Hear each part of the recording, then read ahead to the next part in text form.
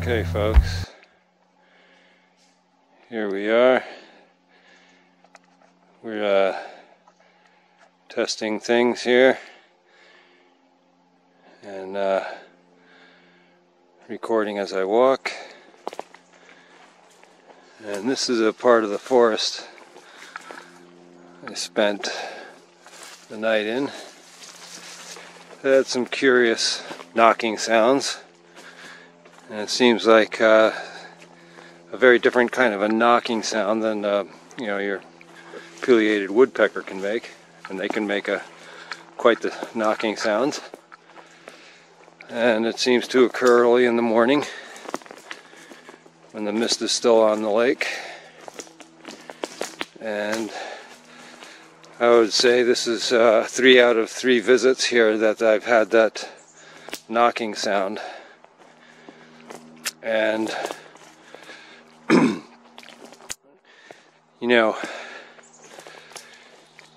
I've been watching this fellow, I think his name is Steve, over at How to Hunt on YouTube. He has howtohunt.com, and I recommend the guy. He's a really professional outdoorsman, and I admire his work, and I admire his vision for truth, which is really a remarkable thing these days when we're living in an age of the most intense censorship of our generation. I don't remember this much censorship.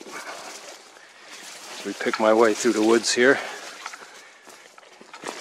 and we're on a kind of a deer trail. And I'm trying my best to steady the camera, guys. It's a little handheld action here, but anyway, after the last show over at Echo Lake, and my self-imposed difficulty in finding it, but it was worthwhile. I'm still thinking about, I sat down with a friend of mine that, she was adamant that the thing in the cave was just the reflections of dog. Dog in pond. Margot, you're rotten. Get out of there.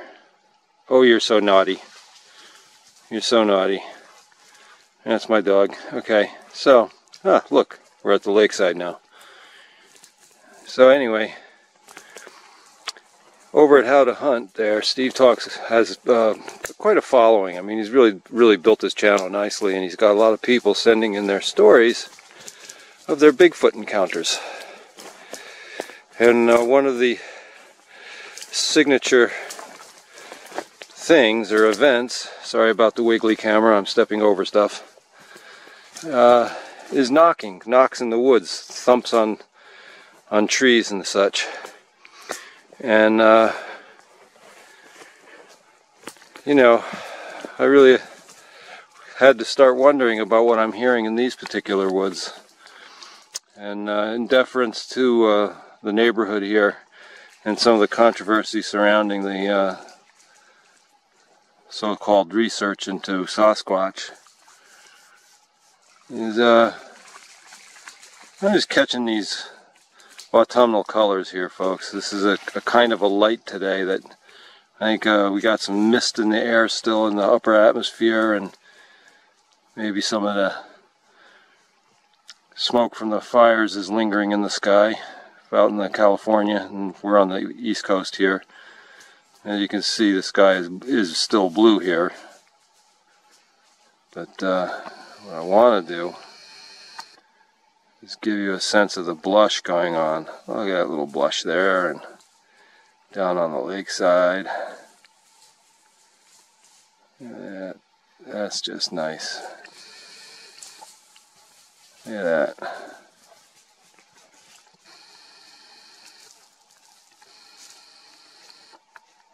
That's a beautiful thing.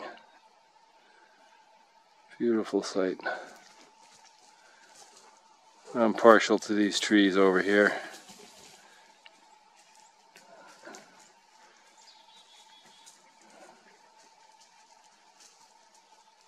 Look at that.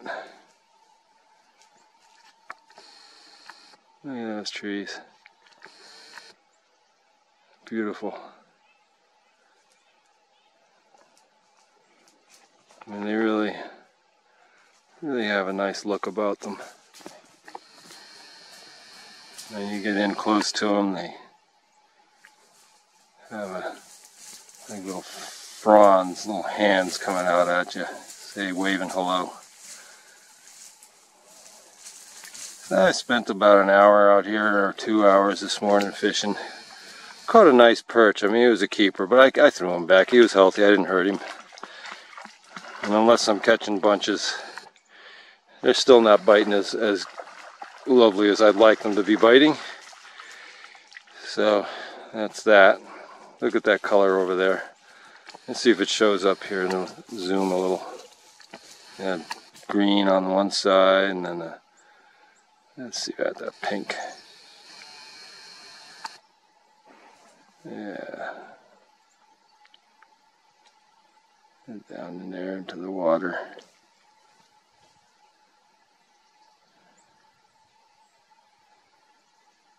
And whoops.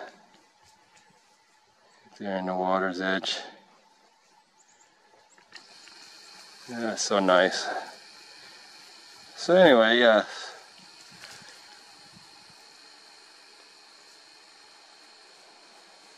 What a beautiful scene. And this is the stuff that you can't buy, folks. You really got to think about that. You can't buy this stuff. And you know, I had some nice moon shots last night. Crescent moon. Anyway.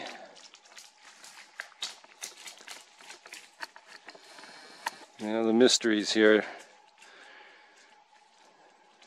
are to be explored. I'm lucky enough to have had some real nice stories. Here, we'll get back into the woods here. I've had some real nice stories that I've heard from, you know, Grandma Twy. It's interesting. I've got the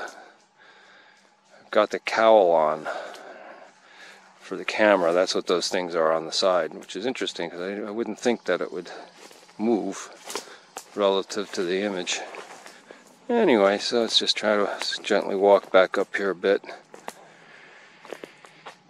And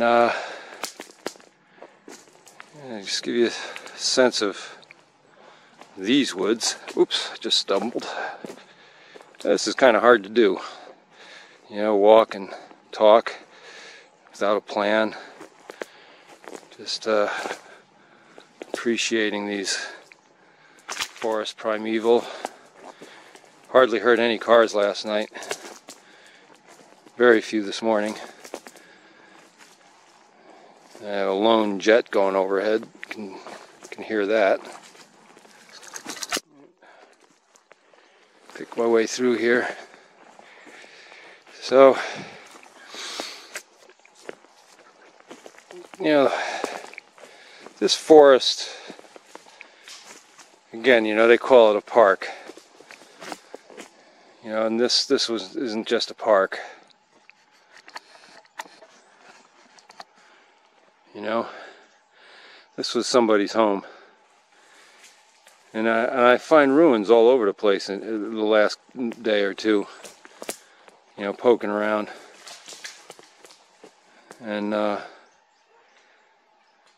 these houses, they're all these old frame houses and still standing. Alright, I gotta get my dog back. But in any case, I just wanted you to see the really cool thicket that it's not really a thicket. Forest. Old forest. You know, it hasn't been logged out in a long time. So not since the maybe late 1800s. It was maybe 1900s. Maybe as late as 1920, maybe, I don't know. I mean, they're still logging up here, but it depends where they are, if it's protected area or not. I mean, I see stumps, but some of these stumps are natural. And there's a garnet mine next to the lake I visited. That was Huntley Pond. And a big garnet mine next to it that's been there since 1878. And I started thinking today, wow, 1878. It's been a standard in garnet production. Now they use garnet as an industrial abrasive.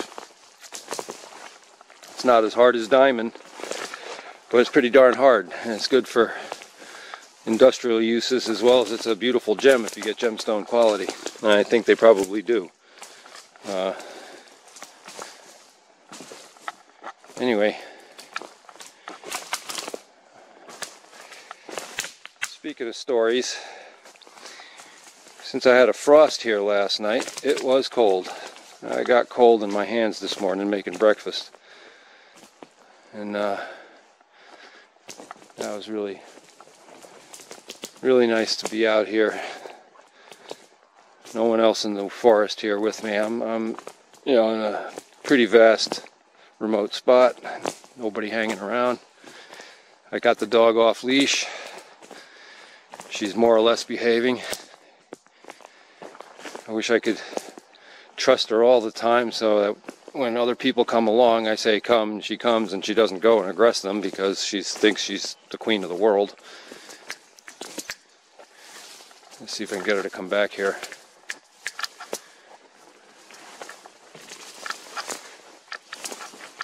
No, she's not coming back. Oh, there she is. I just saw her.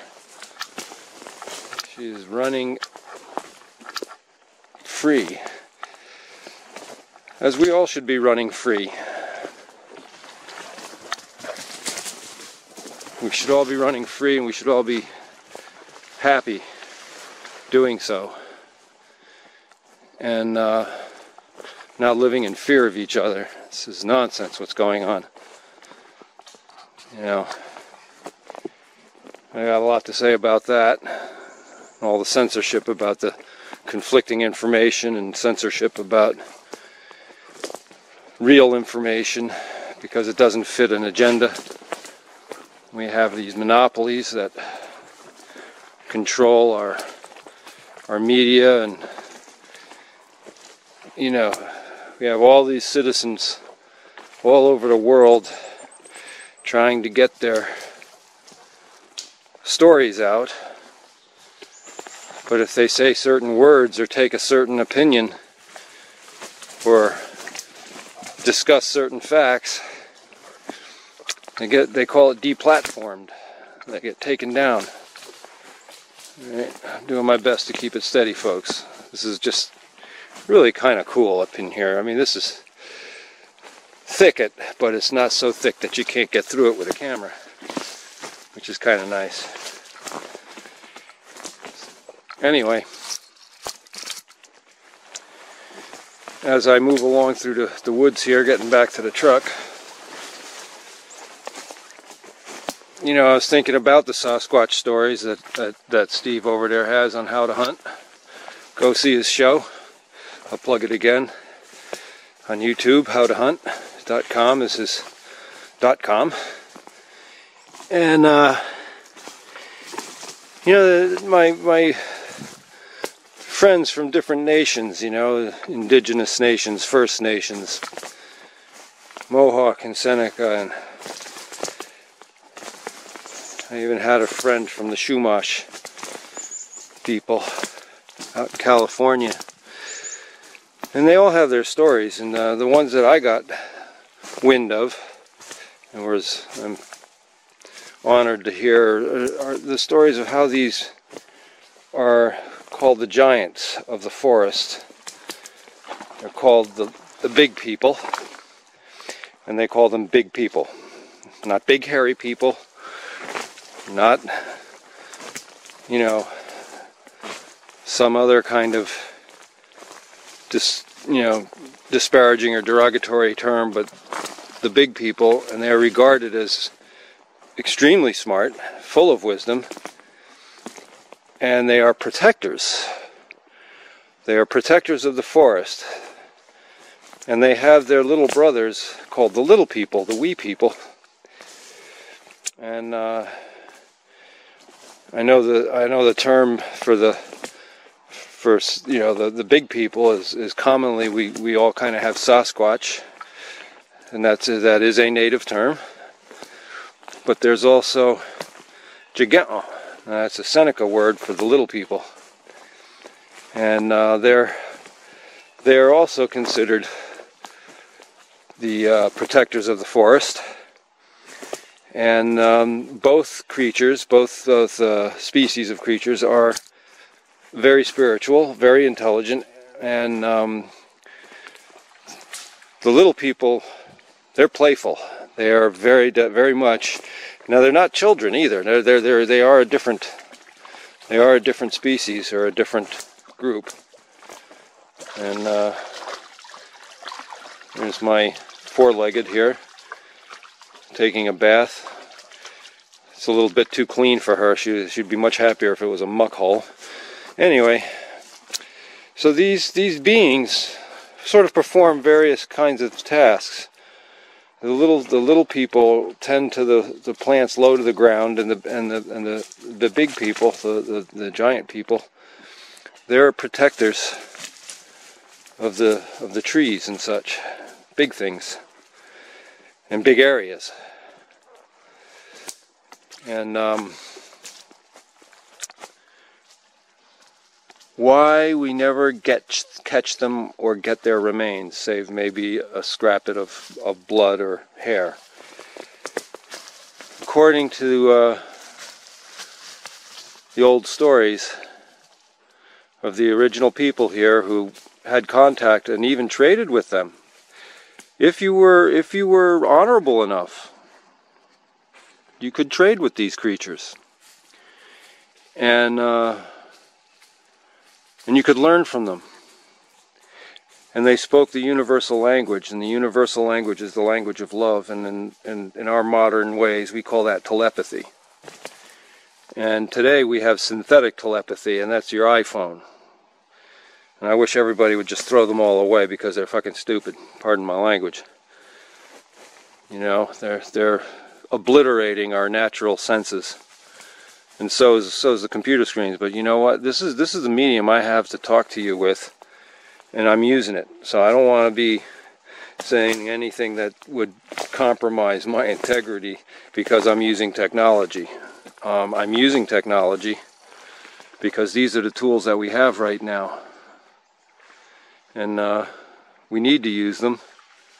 Because now we can't even stand within 6 feet of each other. We can't have private conversations. They want to monitor everything. Everything's got to be recorded and, you know, cataloged. They want to do that and immunize us with mystery juices that God knows what the real effects are. No such thing as side effects, folks. That's another real interesting thing. You know, a lot of thought on that, but you know, when you see side effects, no, those are effects on whatever drug they're selling you. Those are effects. They are unwanted effects, but they are effects nonetheless. There's no such thing as a side effect. Okay, it's an unwanted effect, and many times they're dangerous, and they even tell you so. That's a selling point. You know, people like to be scared and filled with danger. Anyway, oh wow, look at that. Let's see if I can get a little close-up on there. You know, a cool little mushroom growing out of the earth. Oop, can't focus that. There's a setting for that, and I haven't figured it out yet, guys. Alright, so got 9 minutes left on this little segment. Whew. So, I have my own Sasquatch stories, and I'll tell them sometime. But I thought I'd drop that since I'm in this part of the woods that has been, you know, kind of making me feel stuff recently. One last little pan before I close down for this segment. Look at that. I mean, it's just perfect in its randomness. I like that little rock in there and the brook. That's cool. Nature. Gotta love nature. Okay, let's moving on to the next thought in the next video.